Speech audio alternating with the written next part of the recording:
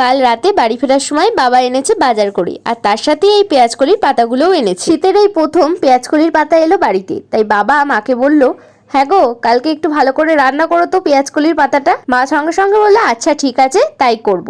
আর কি কি খাবে তার সাথে? ওটার সাথে না একটু গরম গরম ডিম ভাজবে, তাহলেই হবে। আচ্ছা ঠিক আছে, তাই হবে।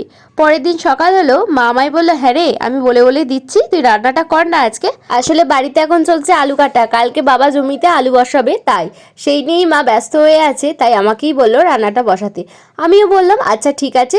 মা দেখলাম সঙ্গে সঙ্গে সব কিছু কেটে কুটে আমাকে রেডি করে দিল, তাহলে তো আরও উত্তম কথা, তাড়াতাড়ি হয়ে যাবে। তাই সঙ্গে সঙ্গে রান্নাটা কিছু না ভেবেই বসিয়ে দিলাম।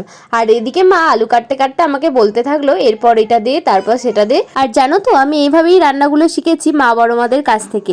মাকে রেসিপিটার নাম জিজ্ঞাসা করতে মা বলেছিল এটা পেঁয়াজকলি আলু পোস্ত, আর আমার বাবার পোস্ত তো ফেভারিট, এটা তো আরও ভালো লেগেছিল।